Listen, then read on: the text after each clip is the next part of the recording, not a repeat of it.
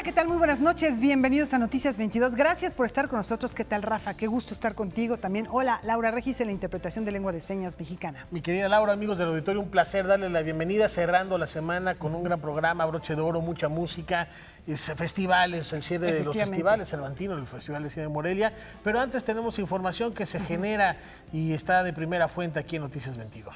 La secretaria de Cultura, Alejandra Frausto, compareció hoy ante diputados federales. Esto fue parte de lo que dijo.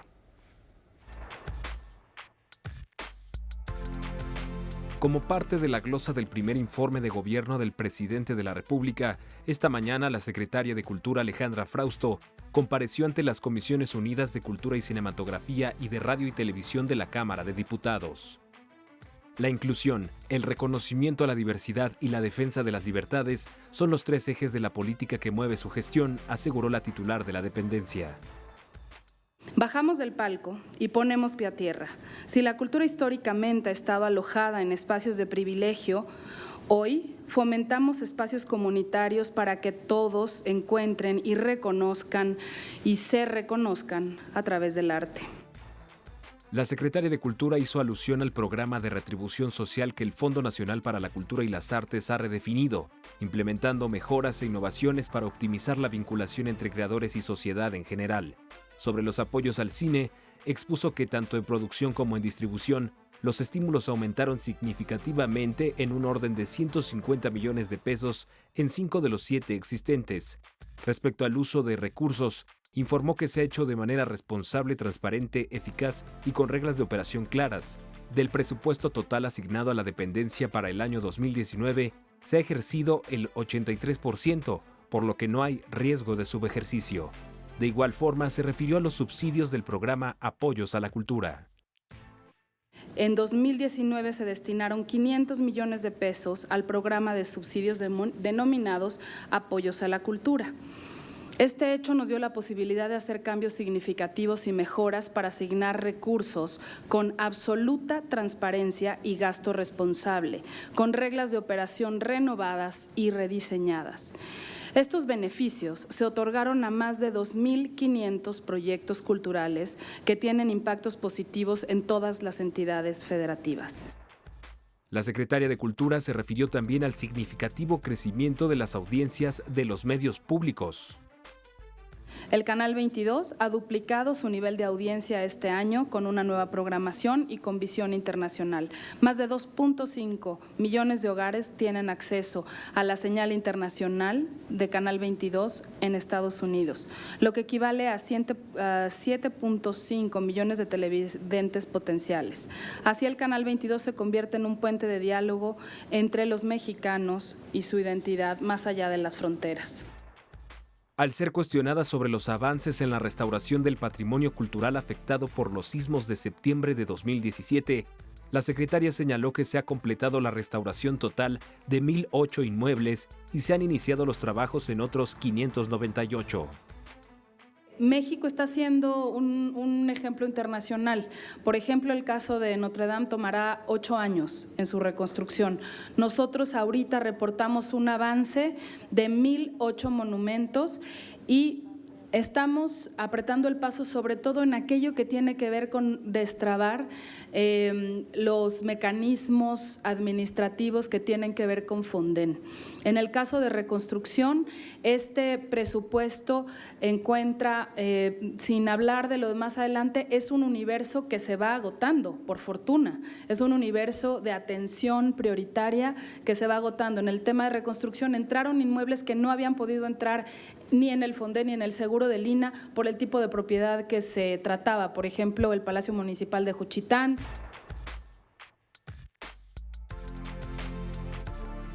Bueno, y como les habíamos ofrecido, tenemos a los ganadores en Morelia. Así es, allá está Julio López que nos platica cómo cierra esta fiesta del séptimo arte. Adelante, Julio.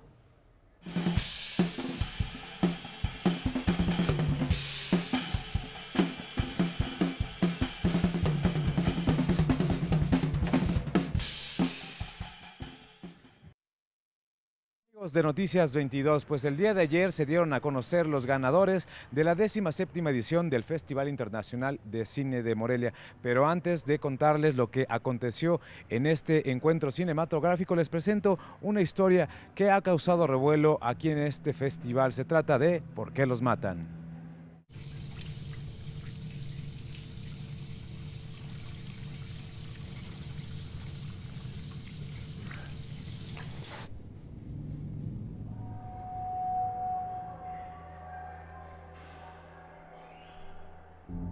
La historia de esa foto es que él y sus compañeros, pues hay un fotógrafo de la calle que vino y les tomó las fotos y después regresó al día siguiente para vendérselas.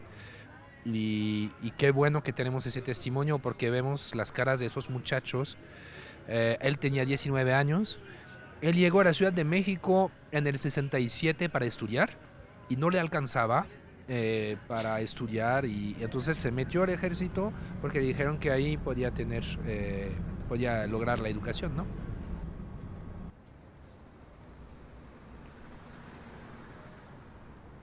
Tuve la idea de hacer ese documental cuando vi la convocatoria de Procine que hablaran de los 50 años del 68. Pensé que sería bien hacer algo sobre Tlatelolco, pero desde el punto de vista de un militar, de alguien que había participado en la operación, porque conocemos bastante bien el punto de vista de los estudiantes, pero muy poco de la gente que participó del otro lado.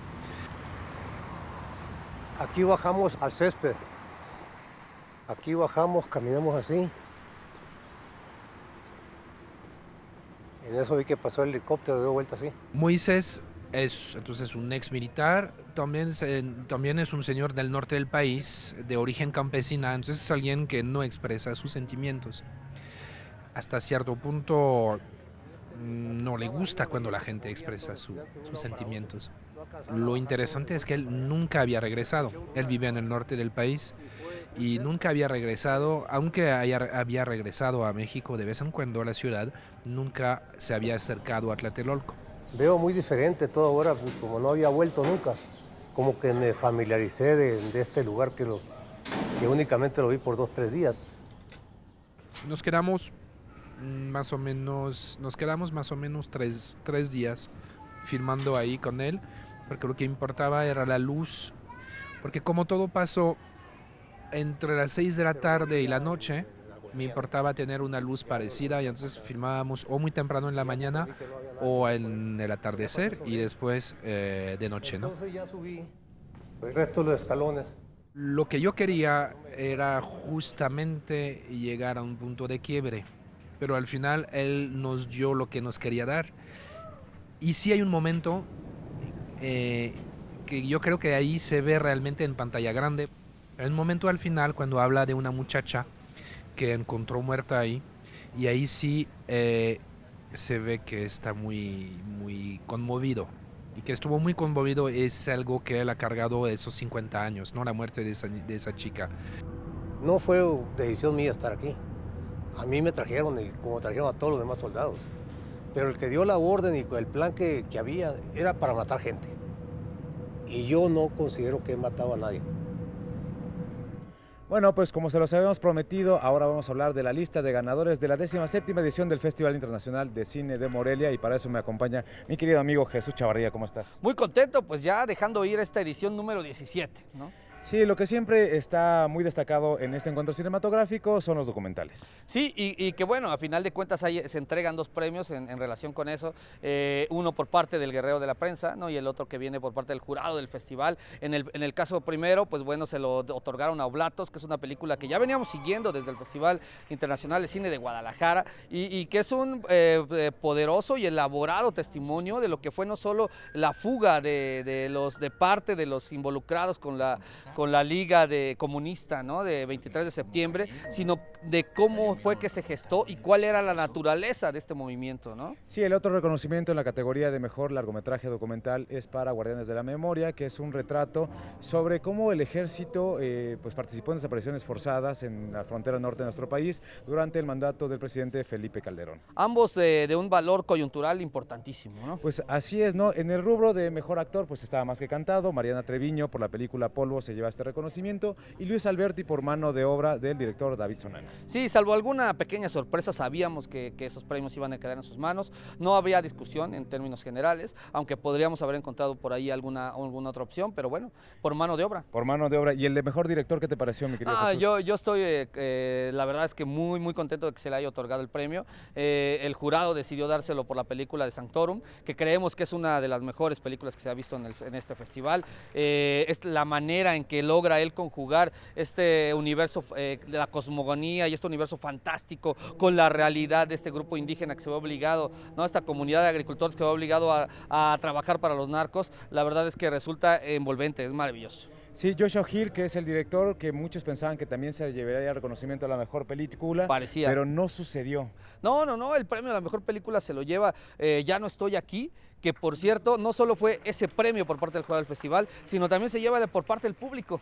Eso es algo que no sucede tan comúnmente en este encuentro cinematográfico. Sí, generalmente es muy dispar y en este caso pues él logró conquistar a ambos lados. La verdad es que la película sí nos sorprende un poco tal vez que haya sido la premiada porque quizás no es tan redonda como lo es Sanctorum, por ejemplo, claro. A la hora de retratar este grupo de adolescentes que se empiezan a desarrollar dentro del universo de las Colombias, ¿no? De las famosas Colombias allá. De la cumbia rebajada. De la cumbia rebajada. Allá por el 2011, pues retratan un movimiento contracultural muy interesante. El director se aventura a presentar en la pantalla actores no profesionales con los que estuvo trabajando muchísimo tiempo. Sí, la verdad es que la película, sobre todo la primera mitad, resulta sumamente interesante, ¿no?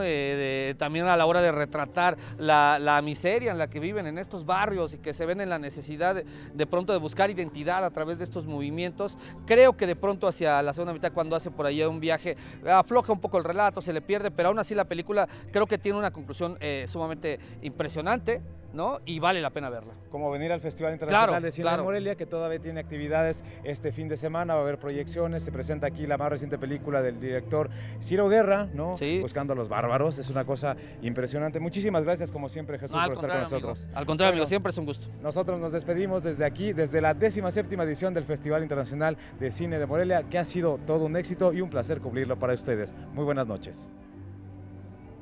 Gracias, Julio. Gracias, Jesús. Un fuerte abrazo y muy buena cobertura. Presencias importantes, ya lo decíamos. Hoy por allá estuvo José María Coetzee, el Premio Nobel de Literatura, sí. Presentando también algunas películas. Platicamos de William Dafoe.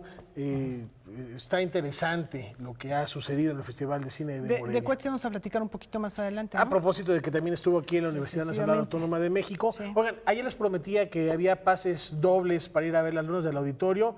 Ya. No hay prórroga, ya no hay prórroga. Hoy, ¿no las has ofrecido y ya se acabaron? ¿Cómo es eso? Es que sí, va a ir toda la familia. Bueno. Ya no hubo, no.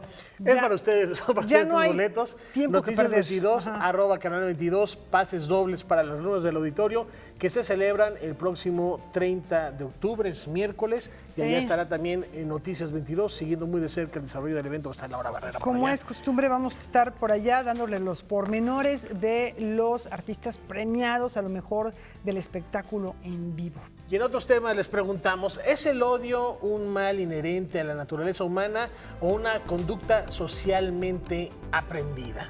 Los invitamos a investigar, a comprender juntos el origen de este sentimiento, de esta expresión, de esta conducta a través de la serie ¿Por qué odiamos así de grande? La realiza Steven Spielberg y se transmite por la pantalla de Canal 22 todos los domingos a las 10 de la noche. Y lo más atractivo de que lo sigan en nuestra pantalla es que al finalizar cada capítulo habrá una mesa de reflexión con especialistas de diversas disciplinas que enriquecerán la discusión.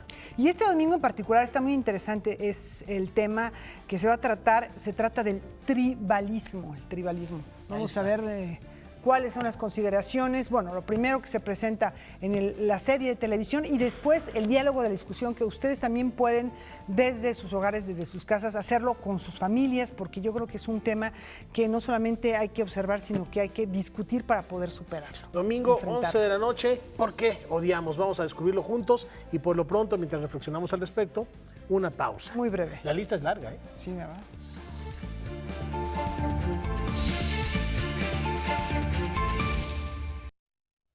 Bueno, vamos con lo que les comentamos hace un momento. El escritor sudafricano John Maxwell Coetzee, conocido como J.M. Coetzee, sin más trámite, visitó la UNAM. Qué gran escritor, qué propuestas tan interesantes, qué libros maravillosos, qué oportunidad de platicar con él, ¿no? Y además, con estas reflexiones que nos comparte sobre sus dogmas de fe inclusive, cierra con broche de oro un coloquio dedicado precisamente a su obra, Premio Nobel de Literatura 2003, y habló, entre otros asuntos, de la hegemonía del idioma inglés. Un gran placer tener al Premio Nobel de Literatura. Invitado por la Universidad Nacional Autónoma de México, el Premio Nobel de Literatura 2003, John Maxwell Coetzee, participó en una charla con la académica Raquel Serur en la Sala Nezahualcóyotl. El escritor abordó diversos temas. Uno de ellos fue su predilección por el idioma español, en el que ha llegado a publicar su obra, incluso antes que en inglés. Coetzee también habló de su identidad sudafricana. El publicar ante todo en español, o al menos no hacerlo en inglés, definitivamente es un gesto de mi parte. Yo me imagino que es un gesto político.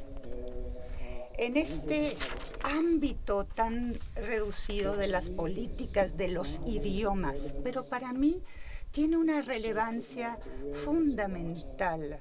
Ha formado mi carrera como escritor y bueno, trataré de ser más claro al respecto. Viendo mi carrera como escritor, que se extendió por más de 5 décadas, esto es lo que yo veo. Veo a un joven hombre, un servidor, que nació en Sudáfrica, con una etnicidad que es difícil de definir. Como primera aproximación, este joven hombre parece ser un afrikáner, pero hay varias características claves de la identidad afrikáner que él no posee, es decir, él no pertenece a la iglesia calvinista. Ese joven hombre empieza a escribir ficción en un idioma que adquiere, que es el inglés, y publica su primera novela en Sudáfrica, pero su ambición es muchísimo mayor. Él desea ser publicado en el mundo real, que para él significa Londres y aún más en Nueva York. Yo escribo en inglés, pero jamás he sentido que el inglés es mi idioma, como el inglés lo ha de haber sentido Shakespeare o a lo mejor Thomas Hardy o Herman Melville. Tengo un buen comando del inglés, hablado y escrito, pero cada vez me parece más que es así como el manejarlo como si fuese un extranjero. A lo mejor este es el motivo por el cual mi inglés se puede traducir tan fácilmente. Por otro lado, el autor de Desgracia y Elizabeth Costello también cuestionó el predominio del idioma inglés. No me gusta la manera en la cual el inglés está manejando el mundo y no me gusta la manera como empuja hacia abajo los idiomas menores que encuentra en su camino. Y aquí particularmente lo que está sucediendo en Sudáfrica. Y no me gusta estas pretensiones universalistas del idioma inglés. ¿Qué significa para mí? Es la creencia sin preguntas de que el mundo es como es según los ojos del inglés. No me gusta la arrogancia que esta situación crea en sus parlantes nativos. En la charla, Raquel Serur le preguntó sobre si se considera un autor cristiano.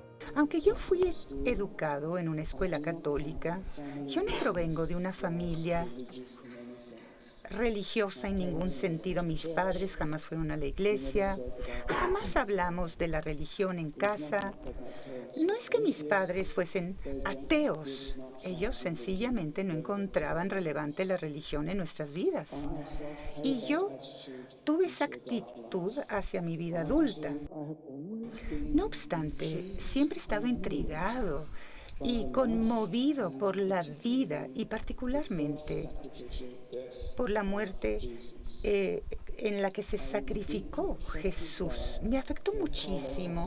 Pierpaolo Pasolini, El Evangelio, su película, de acuerdo con Mateo, que primera vez vi en los 20 y vi una y otra vez. El Jesús de Pasolini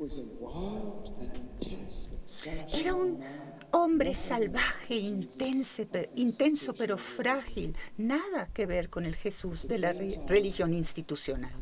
Al mismo tiempo, yo leía al filósofo francés René Girard sobre este tema de la violencia. Girard él mismo, siendo judío, fue muy influido por Jesús. El gran tema político de Girard es que el ciclo de la violencia y contraviolencia en la sociedad humana puede ser deshecha solo gracias a los sacrificios ejemplares como practicó y predicó Jesús. Por lo tanto, regresando a tu pregunta, sin ser un creyente en la palabra de la Iglesia, yo soy alguien que ha sido influido por el pensamiento cristiano. Noticias 22, Víctor Gaspar.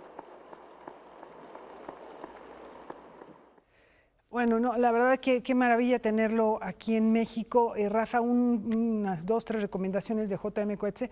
Un libro muy famoso, ganador de muchos premios, es Disgrace, que es una gran recomendación que tienen que leerlo. Y una beta de la que no sé si se habló en este encuentro, que tiene que ver con su defensa de los animales. Él tiene una filosofía muy clara en favor del respeto a los otros animales, y en este sentido tiene un libro hermoso que es Elizabeth Costello, que es la protagonista de esta novela en la que habla de una filósofa que es defensora de los animales y con esta filosofía, bueno, tiene problemas y también recorre el mundo y también las vidas de los animales, las que también aparece ella. Así que bueno, son 2 libros que también les recomiendo porque la narrativa es extraordinaria y habla de temas muy contemporáneos. No, y aquí lo escuchamos siempre, es interesante escucharlo provocador, Coetzee, con estas reflexiones, y definitivamente, si ustedes no lo han leído, Desgracia quizás sea la puerta de entrada para entender esta cosmogonía, esta cosmovisión de Coetzee, que también nos ayuda a entender mucho el mundo en el que vivimos. Y en otros temas, y ya que estamos hablando de los recursos de la novela de no ficción,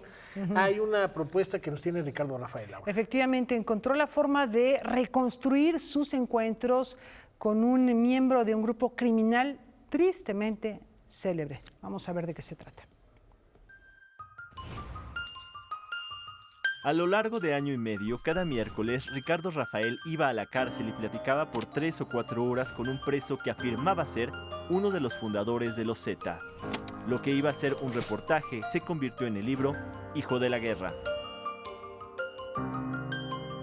La novela me obliga a decir que es un presunto Z9. Y aunque es imposible corroborar todo lo que me dijo, pues hay cosas que me cuenta que parecen verosímiles y que luego cuando fui a corroborar, pues algunas de ellas encontraban sustento, encontraban fuentes, pude contrastar lo que me estaba diciendo. Hay otras cosas que me contó que era humanamente imposible confirmarlo y por eso decidí recurrir a la novela de no ficción justamente para contar esta historia.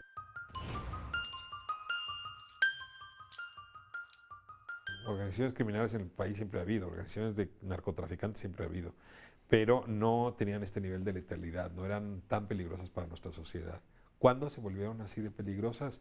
Cuando el Estado formó a estos individuos en los Estados Unidos, en el Fuerte Hood concretamente, ahí les entregó pues, técnicas de interrogación militar, les entregó técnicas que se usaban en Siria, o se usaban en Irak, se usaban en Afganistán, y luego se los trajo el Estado, esto es en la época de Cedillo, y decidieron que, pues, ¿por qué no volver los agentes de la Policía Judicial? Y así los mandaron a Reynosa, y los mandaron a Ciudad Victoria, los mandaron a Matamoros, a Nuevo Laredo, y estos agentes judiciales muy pronto acabaron siendo el cuerpo de guardia de Ociel Cárdenas Guillén. ¿Y quién se los entregó? Ociel Cárdenas Guillén, el Estado. Sí se me acabó la ingenuidad frente a lo que estamos viendo. Nos han mentido profundamente. Es una guerra muy grande, muy seria, con muchos muertos, con muchos desaparecidos, con muchos seres humanos armados, disparándose entre sí, Creo que el gobierno es la pistola con la que se disparan. No solamente es el socio de los criminales.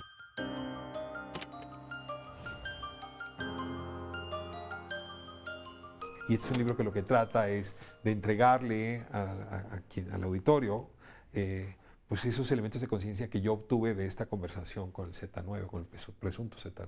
Este libro es un relato del encuentro entre esos dos personajes, entre el periodista y el Z9. No es la historia del narcotráfico, no es la historia de los Zetas, es la historia de nuestra relación donde lo que hay en el telón de fondo, en efecto, es esta gran historia de nuestra generación, terrible, dolorosísima, que tanta lesión ha dejado en la sociedad. Noticias 22, Alberto Aranda. Bueno, pues otra entrega más de Ricardo Rafael, que como siempre nos sorprende con sus consideraciones. Y ahora nos vamos con una recomendación musical, trova contemporánea. Efectivamente, llega al Museo Nacional de Culturas Populares en la voz del cantautor poblano Gerardo Pablo. Vamos a ver. Te besaré en los párpados con un rubor discreto pero coqueto por tu santo. Con 12 álbumes producidos de manera independiente y 25 años de carrera, el cantautor poblano Gerardo Pablo ofrecerá un concierto cuyo concepto convoca sus 3 más recientes producciones: El Circo de las Pulgas, representando el color rojo; Bien me sabe, que convoca el color blanco; y una producción más que simboliza el verde. Todo ello aludiendo al concepto de matria y feminidad. La trilogía se llama Matria, es el otro lado de la moneda, así como está el patriotismo, y creo que nos enseñaron muy bien acerca de ello en la escuela, pero no nos enseñaron que también hay una matria, y entonces a partir de eso, de la sensibilidad, del origen, del reconocimiento, sobre todo del papel de la mujer en la historia, por ejemplo, y pensar que seguramente a través de las mujeres surge toda la belleza y lo sensible, entonces es una invitación a valorar a esa matria y en concreto en el disco Bien me sabe, se llama así porque está concebido para homenajear a toda la gastronomía mexicana, a todos los sabores.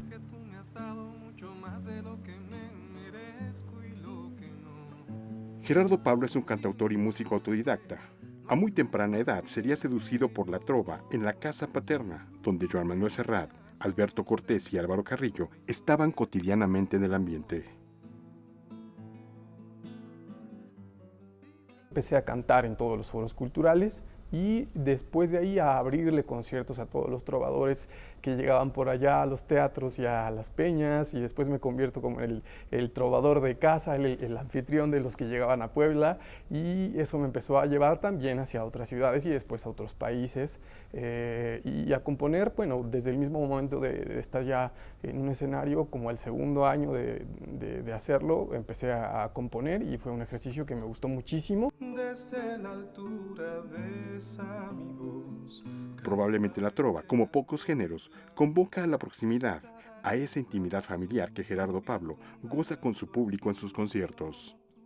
Es muy próximo el contacto y al menos eso es lo que procuro yo, y es curioso porque las plataformas digitales a donde está mi música, la canción que ya tiene 1 millón de reproducciones es una canción grabada en un concierto en vivo que yo cuando la escucho digo, ay, pues sí, la canté con mucha emoción y tal, pero pues no suena igual a como yo cuando hago las canciones las sueño y las orquesto al final en el disco, tal como las sueño y cuando las estoy componiendo, pero siempre también hago conciertos a guitarra y voz y eso te hace tener una conexión mucho más próxima y como si estuviéramos en la sala de la casa de alguien, así compartiendo las canciones. Gerardo Pablo se presenta en un concierto el próximo 26 de octubre a las 5 de la tarde en el Museo Nacional de Culturas Populares. La entrada es libre y sujeta a cupo. Noticias 22, Víctor Gaspar. Bueno, les tenemos más información. Iván Trujillo, director de TV UNAM, y Alejandro Cárdenas, director de Radio Ibero 90.9, acompañan esta noche a Álvaro Cueva para tener una conversación, la verdad, muy interesante que no se deben perder. La actualidad y porvenir de los medios universitarios, ya lo saben, 9 de la noche, una cita con Álvaro Cueva para disfrutar Debate 22 en la señal, por supuesto, de su canal favorito, Canal 22. Volvemos enseguida.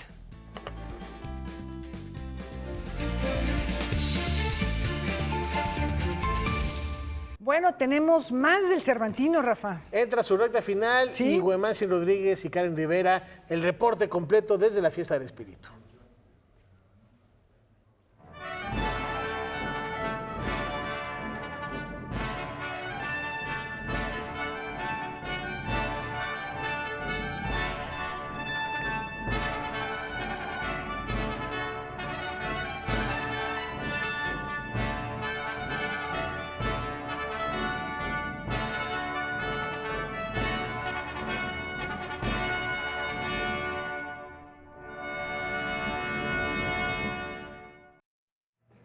¿Qué tal, amigos de Noticias 22? Los saludamos con mucho gusto aquí en el centro de Guanajuato, ya nuestro último enlace del Cervantino en su 47ª edición. Acaba el próximo domingo, pero bueno, nosotros concluimos el día de hoy. Vamos rápidamente a uno de los momentos importantes del festival en esta recta final. La conocimos aquí en el Teatro Juárez en 2003, ha regresado en otros momentos y hoy está en la Alhóndiga de Granaditas. Ella es Sara Varas y el reporte es de Karen Rivera.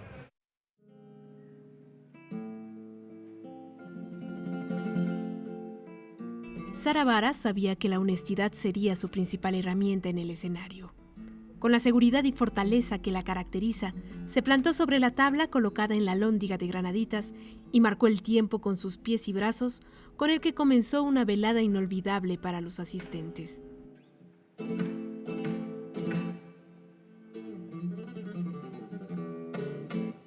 Sombras fue el nombre del espectáculo que presentó en el Festival Internacional Cervantino, una coreografía inspirada en las figuras femeninas que fueron sus maestras en la vida, como su madre y su abuela. No, como decía antes, no es que tú busques el hacer algo diferente, sino el ser honesta y mostrarte tal y como sientes, y eso ya hace que la propia personalidad del artista saque su forma de hacerlo. Cuando llevas toda la vida bailando,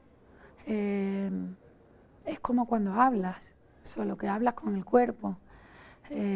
Para poder, no tienes que hacer un esfuerzo para recordar a esas mujeres o a esos personajes o esos momentos que te han marcado tanto, no tienes que hacer un esfuerzo, lo llevas ya contigo. Sus pies fueron el instrumento musical que dominó durante la noche. La planta, la punta y el tacón de sus zapatos simularon el sonido de la percusión y entonaron la composición rítmica del baile. El movimiento de sus muñecas y los remates improvisados de su zapateo dibujaron aquellas sombras en el tiempo, que se miraban atrapadas, disimuladas, sensuales, delicadas y seductoras. Acompañada por los integrantes de la compañía que lleva su nombre y que fundó hace poco más de 20 años, así como por la guitarra y el cante, la bailaora y coreógrafa española dejó claro que el flamenco es el motor de su vida.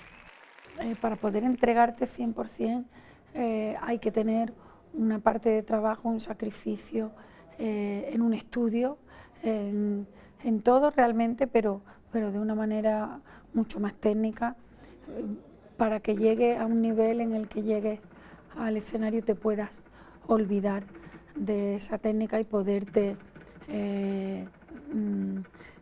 dejar llevar por el corazón, ¿no?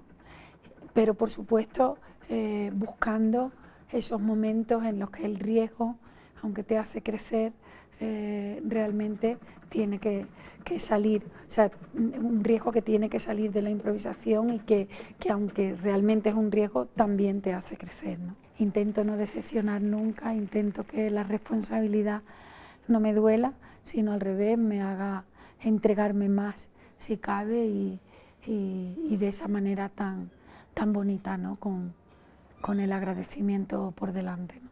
Durante su presentación en Guanajuato, Sara Varas rindió un homenaje a las mujeres que defendieron sus derechos y ganaron un lugar privilegiado en el flamenco.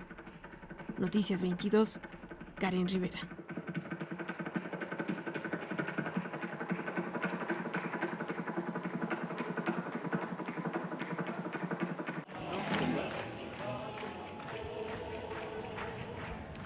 Continuamos aquí en Guanajuato, están viendo esta estampa tan representativa de la ciudad de Guanajuato y que se repite una y otra vez, especialmente en estos días de Cervantino. Tenemos más para todos ustedes, una compañía de Canadá, país invitado. Esta compañía se llama Bodies in Bath Times. Es la primera compañía de teatro queer que existe, tiene una tradición ya de 40 años y aquí ha venido con un espectáculo que confronta al sur con el norte de Canadá.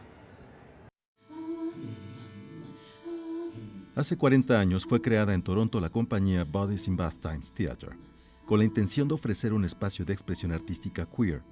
Al paso de las décadas, la compañía, considerada un referente para la libertad sexual y la crítica al orden establecido, se ha enriquecido al cuestionar su ejercicio de identidad, mismo que termina por confrontar a conceptos preconcebidos. Este año ha estrenado la obra Kilanik, Estas herramientas afiladas, escrita y actuada por Evelyn Parry y Lakuluk Williamson Bathory. Y en su recorrido por el mundo antes de que regresen a Canadá, pasan por el Festival Cervantino. So the title of the piece, Kiinalik, these sharp tools. The sharp tools are is taken from a line in the show, and it's referring to folk songs and stories that were handed as sharp tools with which we shape the world. And then I talk about the meaning of the word Kiinalik, which has two meanings. The first is that it's with a face. And the second meaning of it is that it's in reference to the sharpness of a knife. You say that your knife has a face when it is sharp.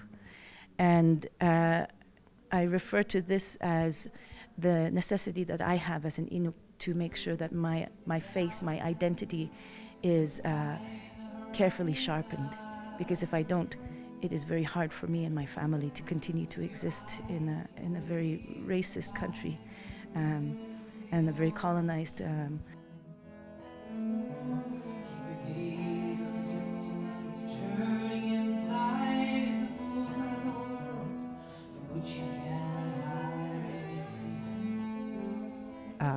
I think especially as a queer woman who's spent a lot of my life making work that really has my identity front and center and puts out has made a public space for being queer. It's about making space for people to be who they are, to be proud of who they are, to be fully who they are in public. And also more and more, I think, within the theater that I work in, it's about intersections. And it's about meeting places of how people identify queer and what are the other ways that we are who we are. So this show is a meeting across many different borders. La obra, dirigida por Enin Burbracker, está basada en las historias personales de las protagonistas, una mujer blanca de la ciudad y una mujer Inuk que vive más allá del estrecho de Hudson, en un lugar más cercano a Groenlandia que a la capital de Canadá. Las historias contadas tienen detrás muchas ideas políticas que se enriquecen a través del trabajo musical que incluye canciones tradicionales, un violonchelo interpretado por Chris Jackson y una pista sonora que va perfecto con el baile de máscaras de Lakuluk. The music brings the wordless voice in.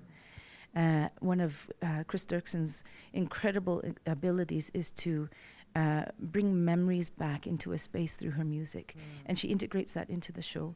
And also the sound of birds and whales and ice and ships creaking and waves. It's all through her, as well as rhythm, her using her cello and electronic music and blending in with what the two of us do together.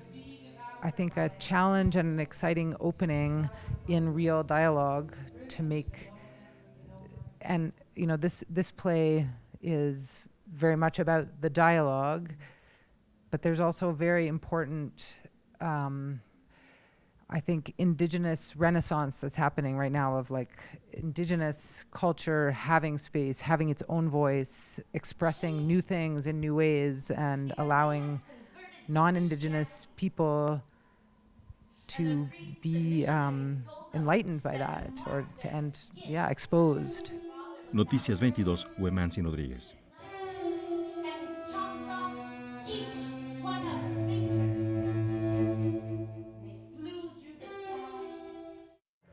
Continuamos aquí en el centro de Guanajuato, en el Jardín Unión. Lo que tienen es una estampa local de estos días de Cervantino. Él es un dibujante que está trabajando en la calle Lázaro, que retrata a la bella Alexa. Ahora vamos con uno de los momentos más esperados del cierre del festival, en Los Pastitos, Teatro Tol.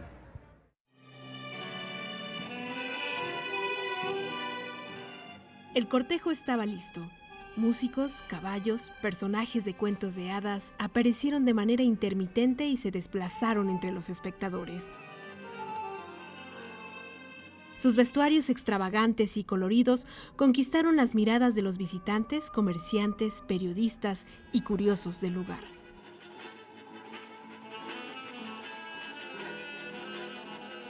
El sonido de un son veracruzano anunció la llegada de la novia, que avanzó luciendo su vestido decorado con globos blancos.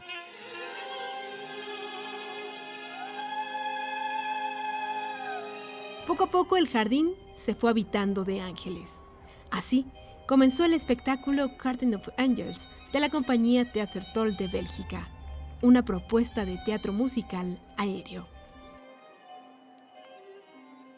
¿Cómo decirte? Es una imagen artística, o sea, no es algo literal, pero significa, pues, significa el amor o significa simplemente la vida, la vida en general, de cómo las cosas van pasando en la vida, ¿no? Theater Tol, o sea, Tol tiene varios significados, pero se puede interpretar como el teatro de localidad, de moverse a cada lugar y hacer obras al aire libre.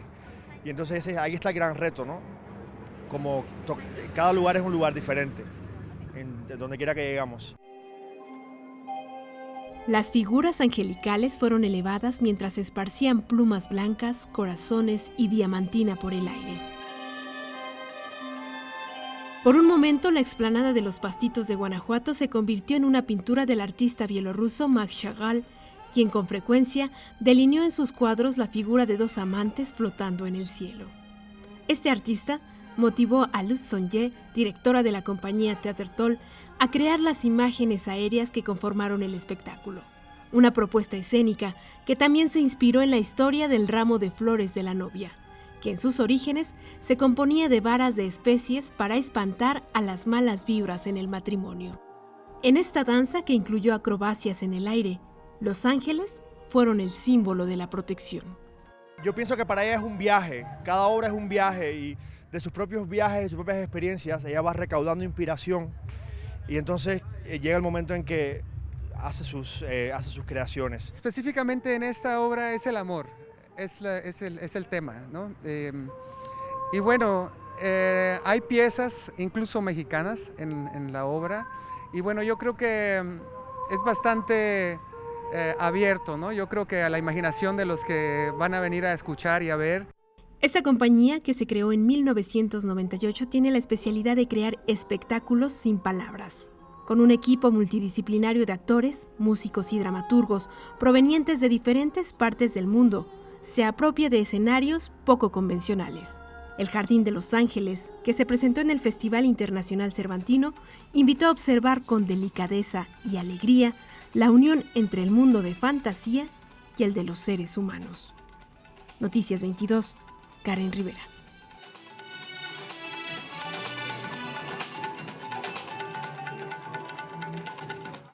De esta manera llegamos al final de nuestras transmisiones en este Festival Internacional Cervantino en su 47ª edición. Muchas gracias a todos ustedes por su atención, así como a todo el equipo de Noticias 22 que ha estado estas semanas aquí, al igual que el equipo de transmisiones. Un abrazo grande, siempre es un placer compartir esto juntos. El festival finaliza el próximo domingo con un concierto de Javier Camarena en la Alhóndiga de Granaditas, y nos dicen que va a cantar música popular desde los años 50 hasta los años 80, así que imagínense en dónde acabará. Bueno, nos despedimos, un abrazo, nos vemos pronto.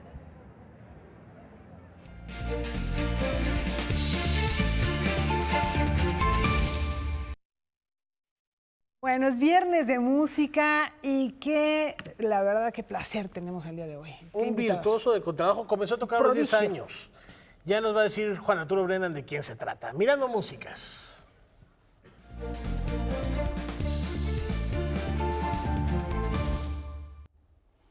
En efecto, buenas noches a todos, buenas noches colegas. Voy a hacer una pequeña corrección, vamos a cambiar el título otra vez. La sección se va a llamar Mirando Pinturas. Mi invitado de esta noche, Gerald Cannon, pintor. Welcome, sir. Hey, thank you. So glad to be here. You're a painter. I'm a painter. Tell us just a bit about it. It's another way for me to express my freedom, you know, but through a brush instead of strings. En efecto, Gerald, además de ser un gran contrabajista, es pintor y dice que es una manera más, es otra forma distinta de expresar su libertad, solo que a través del pincel y no del contrabajo. Una cosa bien interesante al respecto de Gerald es que ha trabajado de manera muy particular con una serie de músicos cubanos bien importantes. Rubén González, Angá Díaz, el Changuito Quintana. You've worked with a lot of Cuban musicians, right? I have. How has it been, the experience? Oh, it was great. That was a while ago. I was playing with Roy Hargrove's Creso band. It was a Cuban band, and you know, the first time I went to Cuba, I was just blown away by the music and the musicianship of the musicians there. It's like I saw some of the greatest musicians I've ever seen anywhere, you know, and yeah, it's great. Dice Gerald que en efecto esa experiencia fue una gran experiencia para él, que ha tenido sí en efecto contacto con muchos músicos cubanos y que se asombró de la musicalidad y de la calidad musical de lo que vio y escuchó en Cuba, y en particular menciona algo que va a ser importante un poco más adelante, que es el trabajo que hizo con la banda Crisol, que por entonces tenía que ver con Roy Hargrove, un personaje harto importante. You founded first an ensemble called the Jazz Elements, Gerald Cannon Jazz Elements. The Jazz Elements, that was my first band, and actually the piano player that's playing with us here was in that band, Rick Jermison. He was 17 years old. Yeah, What format was it? It was a quintet. Quintet. Yeah, saxophone, trumpet, bass, piano, and drums, yeah. And I had a couple of my former professors that were teaching me at the conservatory, Wisconsin Conservatory of Music, where I went to school. And so I asked them to join, and it was great experience. And I kind of, you know, got my legs in being a band leader. But how long did it last? About 2 years. Yeah, 2 years, because I came back from New York for 2 years, back to Wisconsin. Then I put the band together for 2 years, then I came back to New York. Yeah. Ahí está, el primer ensamble importante del cual fue el líder es el Gerald Cannon Jazz Elements, en el que curiosamente estaba un muy joven pianista, que es el mismo que trae ahora, con el que va a tocar este fin de semana, que es Rick Jermison, y era un quinteto formado por trompeta, saxofón y el trío fundamental de piano, contrabajo y batería. Esto después de estudiar en Wisconsin, se fue a Nueva York, regresó, el quinteto duró 2 años. Por cierto, ¿por qué traje a Gerald Cannon, pintor, el día de hoy? Porque mañana a las 5 de la tarde hay masterclass en el Cantoral, y como siempre a las 8:30 el concierto del cuarteto con el que viene Gerald Cannon ahora. Y esta vez hay algo extra. El domingo a las 3 de la tarde se presenta con el mismo cuarteto en el Centro Cultural Los Pinos, así que hay de dónde escoger, ¿sí? La masterclass a las 5 mañana, el concierto a las 8:30, todo esto en el Cantoral, y el domingo a las 3 en el Centro Cultural Los Pinos. Roy Hargrove. I assume that he was very important in your career and in your development, right? He was so important in my career, and you know, I miss him. So he was. Everybody in the jazz world misses him now. You know, he passed, but yeah, he playing with him. That was, first of all, that was the best band I ever played in. That combination with Sherman Irby, Willie Jones III, Larry Willis, and Roy. We were a band, you know, and we traveled around the world a couple times, and we played like 100% every night, you know, and it was a lot of love. Bien, pues en efecto, como lo decía yo antes, menciona Gerald que su trabajo con Roy Hargrove fue lo más importante que ha hecho, que es el músico más destacado con el que ha trabajado.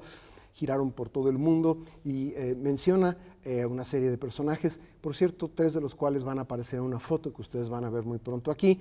que son 3 de los que menciona él, y ahí están ni más ni menos. De izquierda a derecha, Sherman Irby, al centro Gerald Cannon. That's a young Gerald Cannon. That's a young Gerald Cannon. Sí, un poquito más joven, sí, pero ahí está. Y el grandísimo trompetista Roy Hargrove, que él mismo nos dice, murió en noviembre pasado y lo extraña mucho. Así lo dijo, I miss him very much. Lo extraño mucho, pero la experiencia de tocar con Hargrove debe haber sido realmente formidable. CDs, you have a couple of combinations and Gerald Cannon, or is there another one?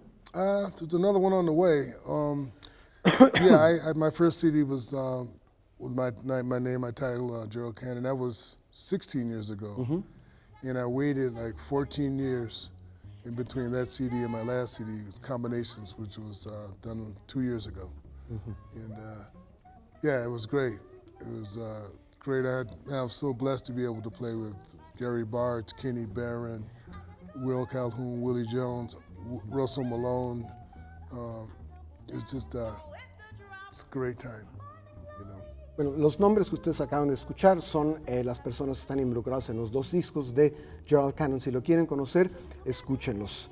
El primer disco lleva el nombre de él como líder, Gerald Cannon, y el segundo, Combinations. Y hubo casi una década y media entre uno y otro, lo cual habla de una maduración bastante importante.